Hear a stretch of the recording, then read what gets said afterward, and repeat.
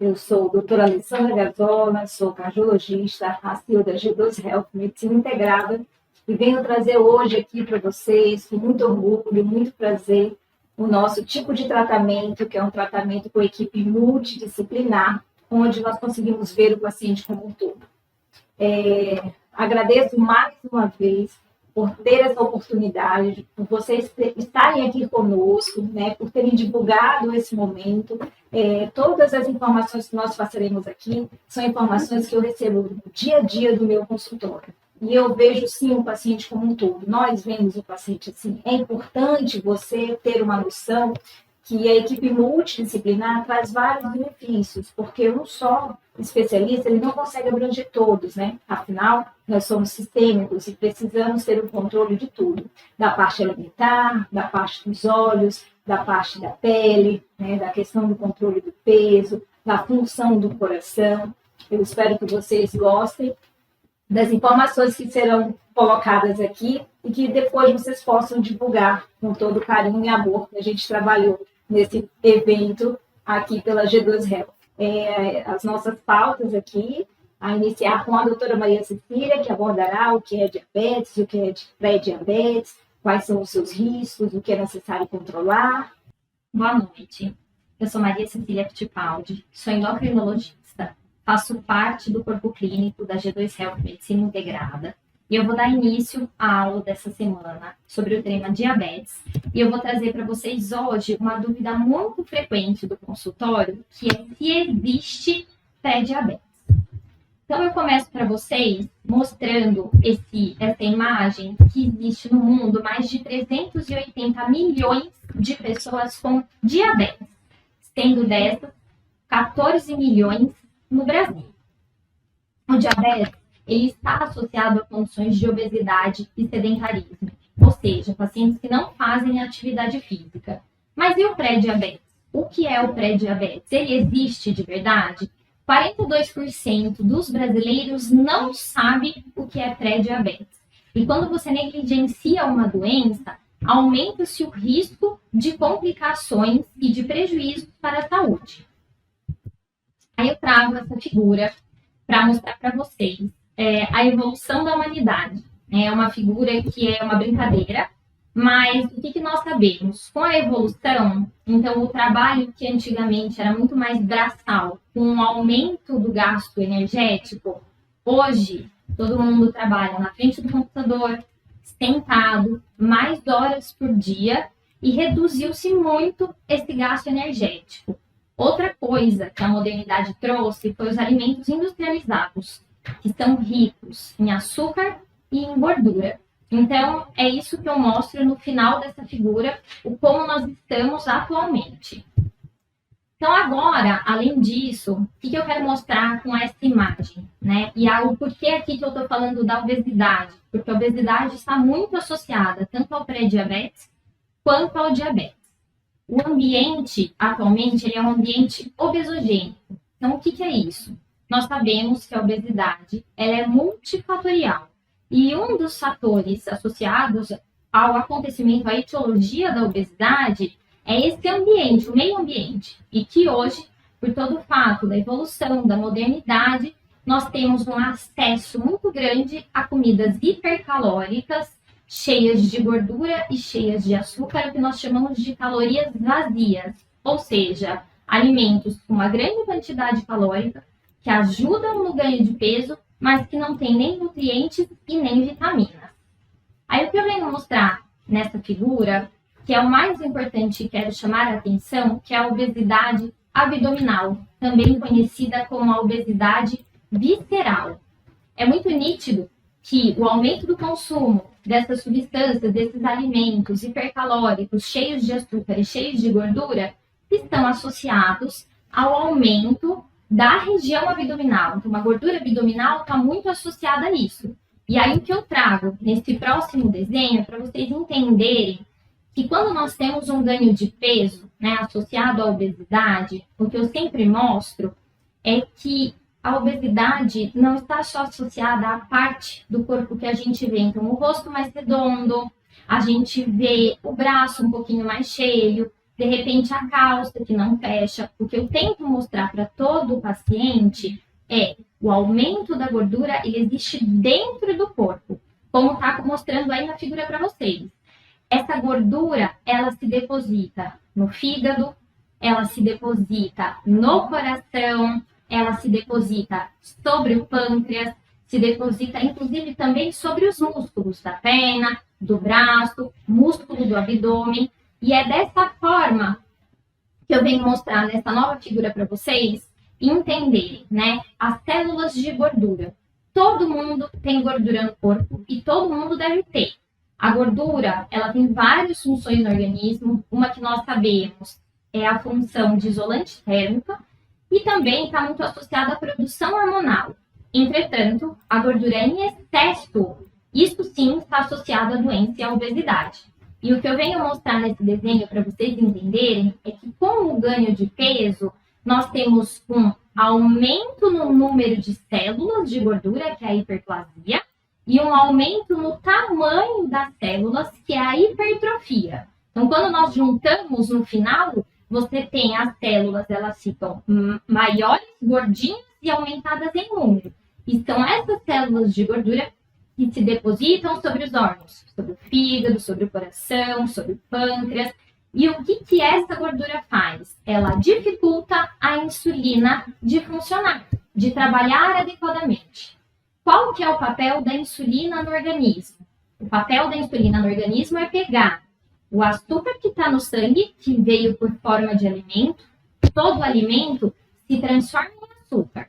E aí a insulina pega e coloca para dentro das células, para se transformar em energia, para o cérebro funcionar, para o coração bater, para o pulmão respirar, para o rim filtrar. A gente precisa de toda essa energia. Só que quando as células de gordura estão aumentadas e depositadas sobre os órgãos, temos uma dificuldade da insulina funcionar. O pâncreas, entendendo isso, começa a aumentar a produção de insulina para que dê conta desse açúcar que está no sangue. Porém, o pâncreas não consegue manter essa produção aumentada durante muito tempo. E dessa forma começam a aparecer as alterações do açúcar, que aí nós entendemos o porquê do pré-diabetes. O pré-diabetes, ele é um alarme. Quando a gente fala em alarme, a gente pensa num perigo, né? Então, as alterações glicêmicas iniciais, elas, quando esse alarme dispara, significa um aumento do risco de desenvolver uma nova doença. Pensando aqui, a nova doença como diabetes. O pré-diabetes, ele é uma etapa inicial da doença. Ele faz parte da doença. E o que nós sabemos, então, que é um aumento do açúcar no sangue, mais alto do que o normal. Então, o que nós temos, por exemplo, da glicemia de jejum, o que é o normal? Até 99. A partir de 100, isso já passa a ser acima do normal, mas não o suficiente para ser feito o diagnóstico de diabetes tipo 2. Então, você pode ser considerado como pré-diabetes.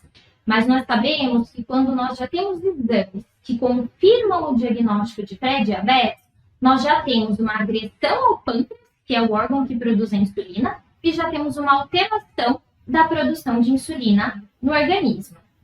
Pacientes com pré-diabetes não têm sintomas clássicos de quem tem diabetes, que é a perda de peso, o aumento da ingestão de água, o aumento do xixi. Isso normalmente não acontece, mas pequenas alterações no açúcar no sangue, pequenas alterações glicêmicas, já são suficientes para causar alterações no organismo e complicações, como, por exemplo, aumentar o risco de infarto, aumentar o risco de AVC, aumentar o risco de alterações da retina associada ao diabetes, aumentar o risco de doença renal também.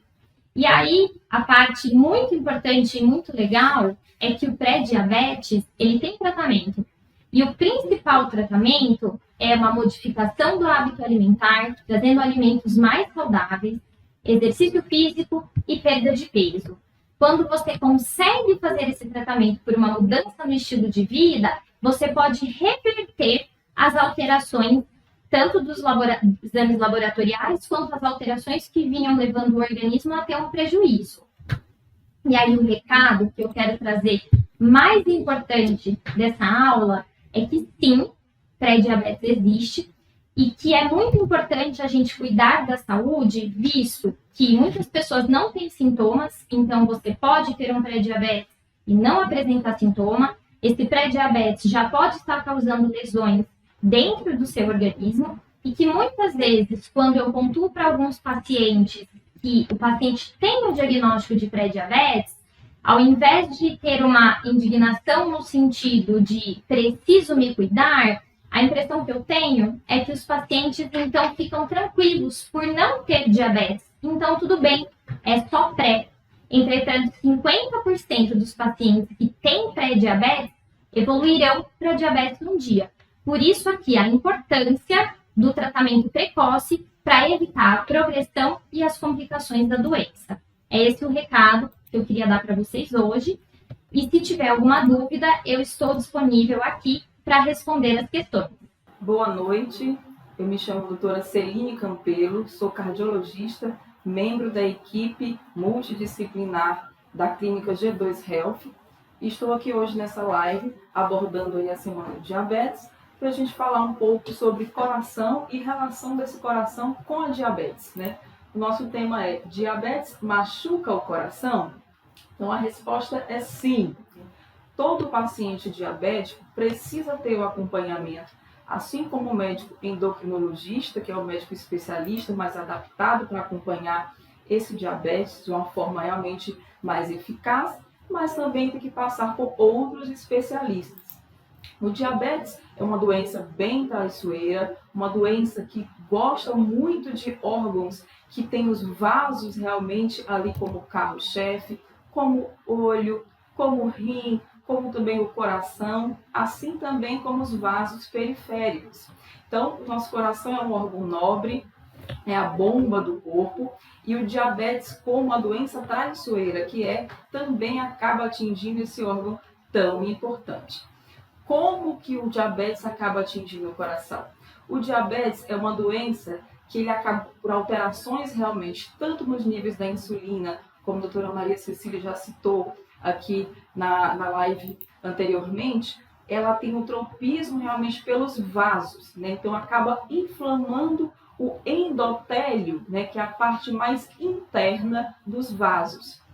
Esse endotélio ele fica machucado, ele fica inflamado e ele tende mais a dar alguns problemas, como por exemplo no rim, a dar uma insuficiência renal, como por exemplo aí na retina, a dar problemas realmente de visão, o paciente diabético pode cegar, e isso quando ele é acometido nas coronárias, que são os vasos realmente importantes ali do coração, eles podem tender a inflamar esses vasos. Essa parte interna dos vasos sendo inflamada, acaba que ela tem realmente um tropismo, uma tendência maior a obter mais placas de gordura. E essas placas de gordura se aderem mais na região do endotélio do vaso, e esse vaso ficando embebido realmente de gordura, de placas de gordura, pode acabar, digamos, afilando, ali afunilando o vaso. E quando esse vaso tem essa interrupção do fluxo sanguíneo, a gente chama de doença arterial coronária. E quando esse fluxo sanguíneo ele é interrompido 100%, é como se o vaso ficasse realmente entupido, digamos assim, quando não consegue passar o fluxo de sangue para aquele local, é o que a gente chama de infarto. O diabetes, além de causar essa doença arterial coronariana, além dele realmente tender mais essa lesão endotelial, ele também pode acometer a estrutura cardíaca. Então, além da doença arterial coronariana, ele também pode acometer o funcionamento cardíaco. Então, esse paciente que tem uma alteração de glicemia, quanto maior o nível glicêmico, quanto maior o descontrole glicêmico desse paciente, ele também pode acabar tendo insuficiência cardíaca, que é o famoso coração fraco, né? Então, esse coração pode ficar fraco, esse coração pode dilatar e ter alterações estruturais. Então, o diabetes no coração causa alteração estrutural do coração, assim também como ele causa alteração na parede dos vasos. O paciente que é diabético, ele precisa fazer um acompanhamento realmente mais próximo, um acompanhamento rotineiro, porque por ele ser diabético, ele já é um paciente que tem alto risco cardiovascular. Então, um alto risco de desenvolver doença cardíaca, coração fraco, como um alto risco de desenvolver também infarto, placas ali dentro do coração, como eu já expliquei, pela própria lesão endotelial. E quando esse diabético ele é associado a outros fatores de risco, como a hipertensão, como também o tabagismo, né, como também a uma obesidade, então a fatores de risco familiar, pacientes que já têm um histórico familiar importante para infarto, então quando associa realmente esses fatores de risco, isso acaba aumentando mais ainda o risco cardiovascular. Mas pelo fato dele ser diabético ou diabético tipo 1, que é aquele diabetes que a pessoa já nasce realmente com uma deficiência, já nasce diabético, ou até aquele diabetes tipo 2, que é o diabetes adquirido. Esses dois tipos de diabetes têm um alto risco cardiovascular. O que seria um alto risco cardiovascular? É um risco ali em 10 anos maior do que 20% de chance de adoecer o seu coração. Então esse acompanhamento tem que ser feito de perto. Outra coisa, além do paciente diabético ter uma chance maior em ter realmente infarto, quando esse paciente diabético tem um infarto, foi observado que a extensão dessa lesão coronariana ela é maior no paciente diabético, tem uma maior chance de ter uma extensão maior. O que seria isso? Nós temos coronárias importantes ali no coração, né? E ela pode ter uma quantidade maior, em que, por exemplo, um indivíduo que é obeso, que é hipertenso, que fuma, que possa ter ali uma coronária acometida, no paciente diabético, ele não já tem uma chance maior realmente de ter mais coronárias acometidas. E além dessas coronárias serem maior números acometidas, ela também tem uma chance maior de ter uma extensão maior de doença. Às vezes uma lesão naquele vaso na parte mais proximal, na parte mais medial ou na parte mais distal. Ou seja, tem um risco maior, uma prevalência maior de ter um infarto, e quando ele existe, geralmente é um infarto mais grave, em que tem artérias mais acometidas, em que tem uma extensão realmente de lesão ateromatosa, de gordura ali aderida na placa, né, no vaso realmente maior. Então, é um paciente que acaba tendo um risco cardiovascular realmente mais aumentado e uma doença mais agressiva. Isso é observado em pacientes diabéticos. O diabetes nem sempre ele demonstra ali um sintoma. A doutora Alessandra vai comentar com vocês aqui no próximo bloco da live sobre, né, como a diabetes é uma doença ali silenciosa. Então, no diabetes, às vezes o paciente tem sintoma, como qualquer outro, uma dor no peito, um cansaço ao subir uma escada, enfim, ao fazer algum esforço físico, mas em alguns casos realmente é mais complicado, a doença vem de outra forma e não fica tão clara assim. Lembrando que é super importante também o controle glicêmico, né? O controle da diabetes, usar medicação, fazer realmente uma modificação, uma mudança do estilo de vida, porque é visto também que quando há um controle realmente dessa glicemia, acaba-se também reduzindo ali a chance de desenvolvimento dessa doença cardíaca. Então, é importante o acompanhamento, é importante a mudança de estilo de vida, é importante também o acompanhamento dos outros fatores de risco. Se você é diabético, não pode deixar desandar nenhum dos outros fatores. Se você fuma, tem que parar de fumar, porque lembrando, você já tem um problemão se você for diabético. Então, tem que parar de fumar. Se for hipertenso, tem que controlar a pressão arterial, se tiver algum grau de sobrepeso, de obesidade, reduzir também esse peso, né, para que realmente a soma desses fatores, a melhoria desses fatores, contribua para a redução do risco que já existe só pelo paciente realmente já ser um paciente mais diabético mesmo em si, ok? Com relação à doença arterial coronariana, né, é um dos principais motivos de morbidade, que é de doença, e de mortalidade no paciente com diabetes, né? A gente conhece também que a parte renal, o paciente pode evoluir aí com a nefropatia e para diálise. A gente conhece também que esse paciente pode ter alterações nos membros inferiores, amputação, cegueira, enfim. Mas realmente de risco de mortalidade, as doenças cardiovasculares são um dos principais motivos de morte no paciente diabético. Então, o paciente diabético, só reforçando realmente essa informação, é super importante o acompanhamento da parte cardíaca, né? A gente consegue pegar algumas alterações, às vezes até mesmo inicial, naquele paciente diabético, e isso é muito bom. A gente pega esse paciente logo ali no início para evitar ter lesões de órgão-alvo. Que o que seria isso? Acometimento daquele órgão e que aquele acometimento fosse irreversível. Então, é importante esse acompanhamento, reforçando, resumindo, diabetes machuca o coração, é um fator de risco importante para infarto, é um fator de risco importante para o desenvolvimento de insuficiência cardíaca, e o diabetes mesmo em si já é um fator realmente importante para o desenvolvimento de doença do coração. Então, não pode tratar apenas a glicemia e esquecendo ali do coração, que eles estão ali abraçados. Lembrando que o diabetes, ele inflama ali os vasos e dá uma tendência maior a ter realmente essas lesões dentro das coronárias ali do coração. Ok? Olá, boa noite, tudo bem? Agradeço imensamente a presença de todos aí e vou iniciar com uma abordagem prática e simples, né? Diabetes é uma doença silenciosa? Será? Quando a gente pede silêncio, o que a gente faz? Esse barulhinho já chama atenção, não é verdade?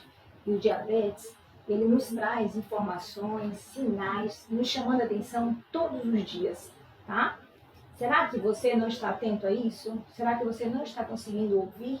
Vamos prestar atenção em algumas formas que podem fazer esse diagnóstico em você ou em algum familiar próximo de você? Vamos lá. Quem não tem uma pessoa na família com esse perfil, né? Um sobrepeso, uma circunferência abdominal maior do que o ideal.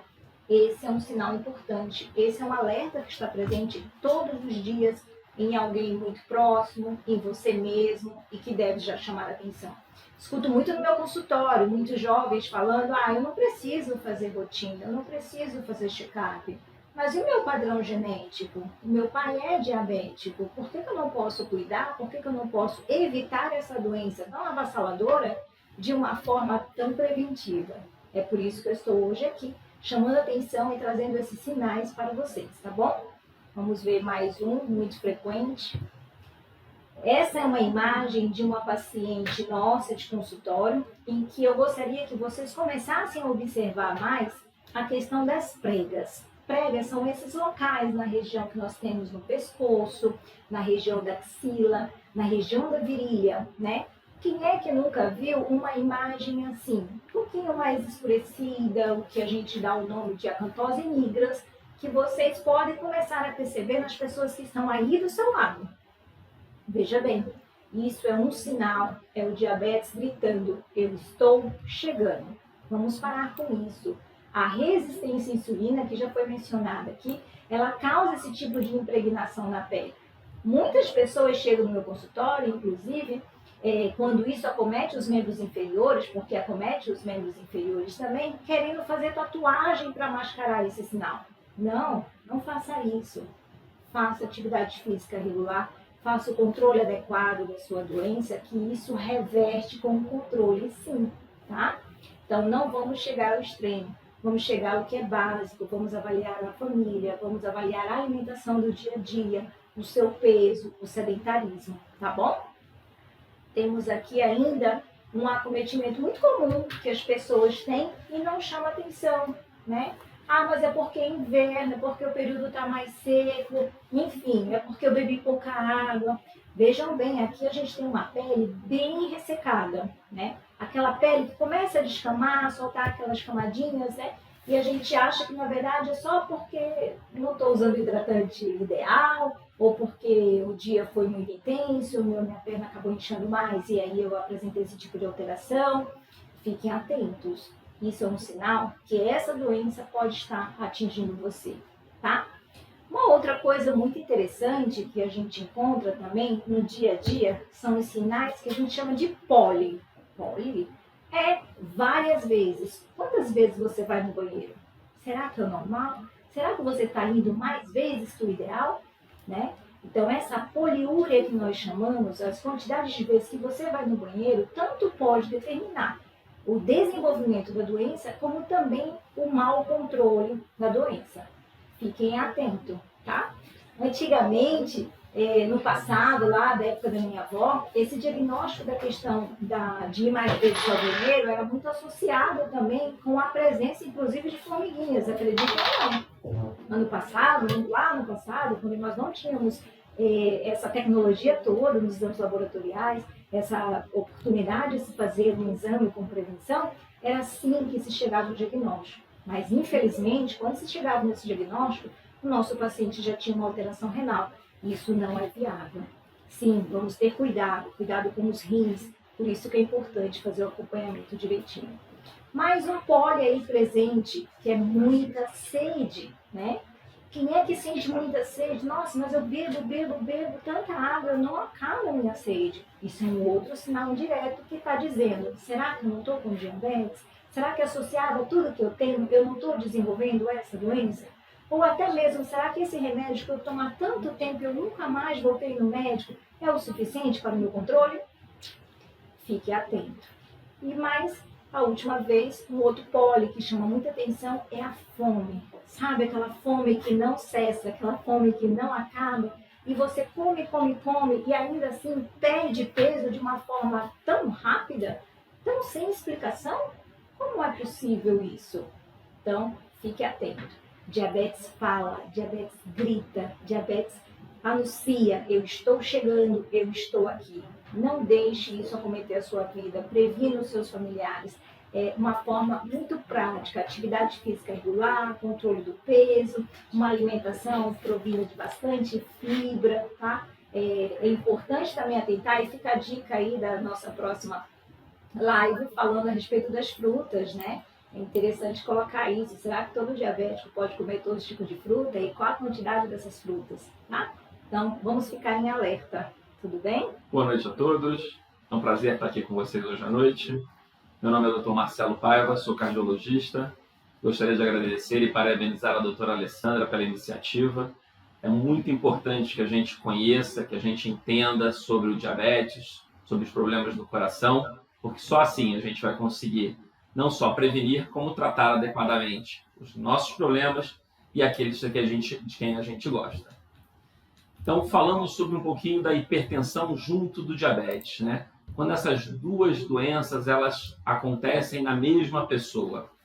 Hoje a gente estima que a hipertensão ela pode acontecer em 30% a 40% dos adultos acima de 45, 50 anos. Já é conhecido o fator de risco para as doenças cardíacas e ela pode ser diagnosticada desde uma visita simples no consultório, uma medida da pressão arterial num posto de saúde ou mesmo exames mais complexos, como aquela monitorização de pressão arterial, onde a gente grava a pressão ao longo do dia inteiro. Estima-se que hoje cerca de 15 milhões de pessoas não saibam que tem nem diabetes hoje no Brasil. Então, por definição, a gente considera que pressão alta ou hipertensão são aqueles valores onde a pressão sistólica, a mais alta, ficam acima de 140 e a diastólica, a mais baixa, acima de 90. Acima desses valores, e quanto maior for o valor, mais grave é a hipertensão, maior é o risco de complicações e maior é o cuidado que a gente tem que ter com ela. Uma coisa importante de se falar, muita gente confunde e acha que quando só a pressão sistólica, a mais alta, está acima de 140, enquanto a diastólica, a mais baixa, ainda está dentro do normal, que isso não tem problema. Isso é um engano. A hipertensão sistólica isolada é sim causa de complicações do ponto de vista cardiovascular, do ponto de vista de saúde. Em algumas situações, como nas pessoas com mais de 65 anos, as pessoas grávidas, com diabetes ou com doença já em órgão como a doutora Celine falou, coração, rim, olho, cérebro, elas têm que ter um controle mais rigoroso dessa pressão arterial. Mas não existe um número mágico. O ideal é que a pressão esteja sempre abaixo de 140/90 nas pessoas sem essas situações e números mais baixos em pessoas que possam ter essas condições associadas. E a causa da hipertensão? Se a gente for fazer todos os exames possíveis e imaginários para procurar uma causa específica para a pressão arterial aumentada, 95% das pessoas não vão encontrar alteração nenhuma. Por quê? Porque essa hipertensão é de origem genética, geralmente está associada a fatores de risco e pessoas da mesma família que já são hipertensas. Então, existem aquelas causas não modificáveis que podem levar à hipertensão, como a herança genética. Os idosos tendem a ter um risco maior de hipertensão e as pessoas afrodescendentes também têm um risco maior de hipertensão. Por outro lado, e é extremamente importante a gente lembrar que existem os tais fatores modificáveis, que vão ser extremamente importantes quando a gente for falar do tratamento. Obesidade, tabagismo, cigarro, excesso de bebida alcoólica e sedentarismo. Todos eles levam a pessoa a desenvolver hipertensão e eles são fatores importantes de serem combatidos para também tentar controlar essa hipertensão. Quando diabetes e hipertensão se juntam numa mesma pessoa, se a gente for analisar o risco de um indivíduo ter problemas de entupimento das artérias do coração, esse risco ele é proporcionalmente maior quanto maior o número de fatores de risco para problemas de coração. Então, dessa forma, se você tiver um paciente diabético que venha a desenvolver hipertensão, o risco dela ter problemas cardíacos chega a ser 4 vezes maior do que uma pessoa que não tenha nenhum nem outro. O que acontece no coração de um paciente diabético e hipertenso? Para vocês terem uma ideia, imagina como se fosse o coração uma bomba que faz com que o sangue saia do coração para ir para o restante do corpo. Se você imaginar que você tem na válvula uma porta e a pressão arterial é como se fosse alguém empurrando aquela porta para não deixar ela abrir, o hipertenso tem um cara grande do lado de fora do coração segurando aquela porta.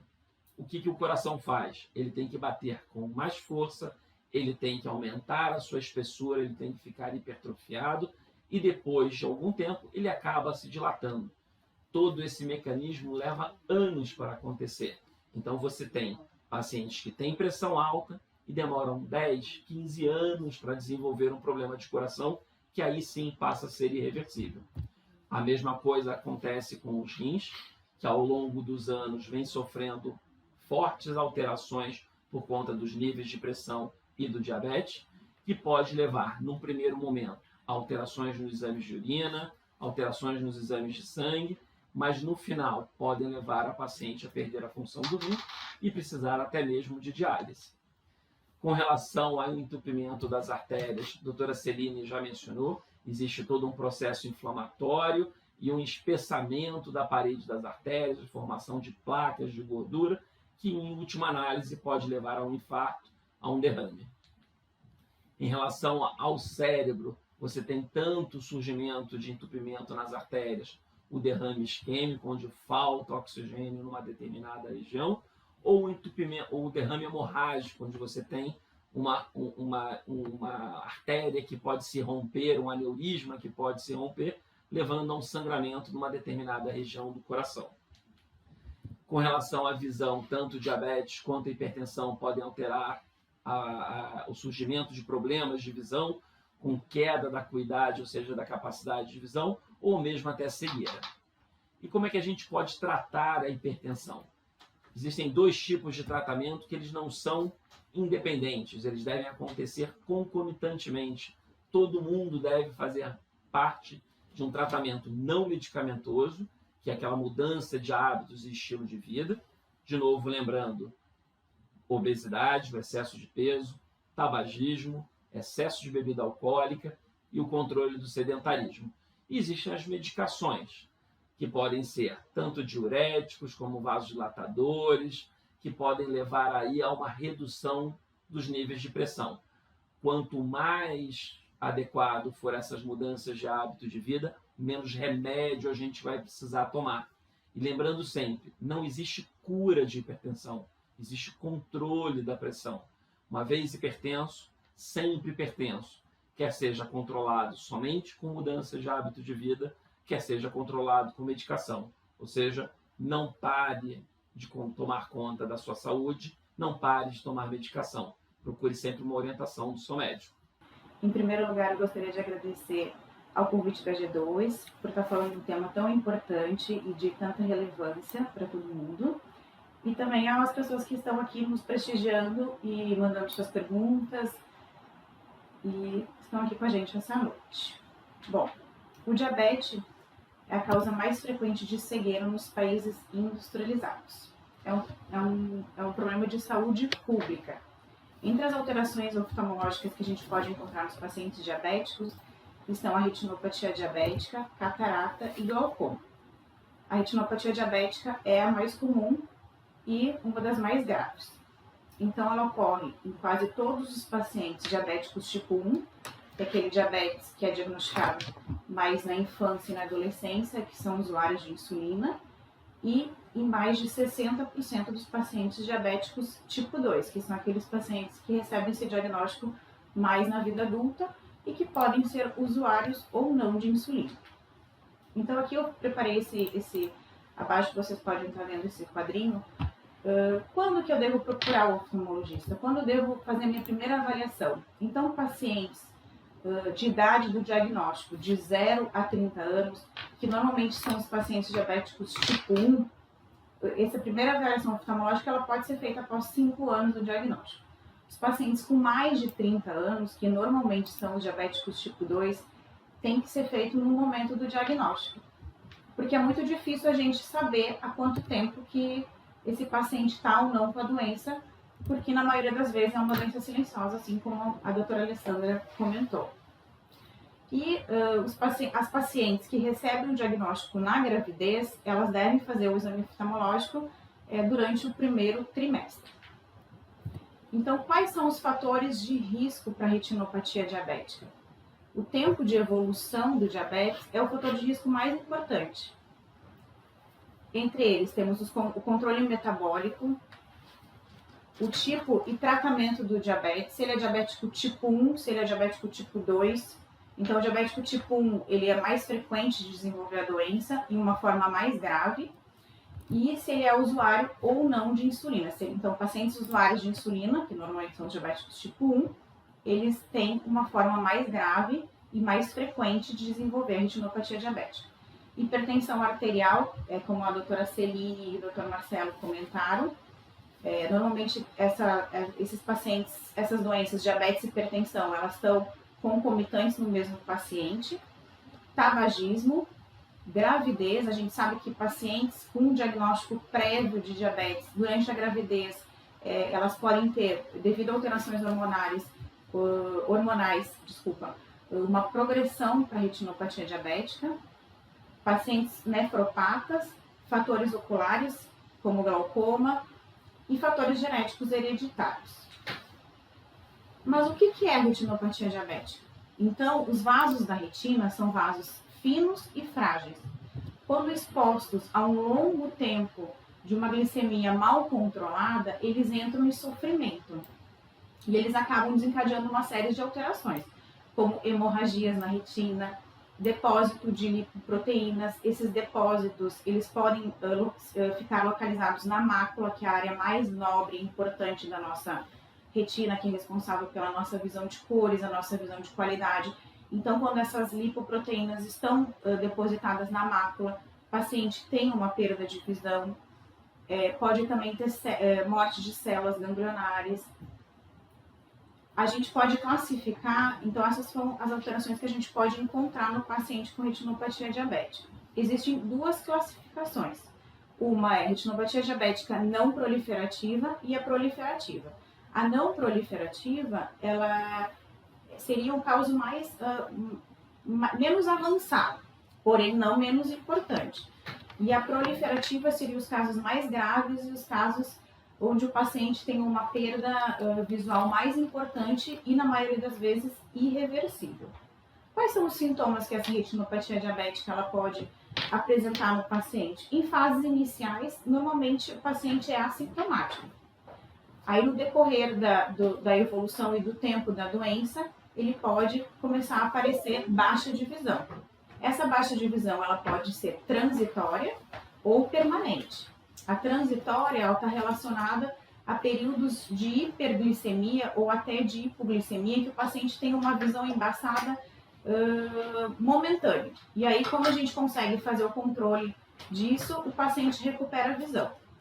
E a permanente é aquela nos casos graves e que eu falei que na maioria das vezes é irreversível. Como que a gente faz o diagnóstico? É através desse aparelho que a gente consegue fazer o diagnóstico e avaliar todas as estruturas do fundo do olho.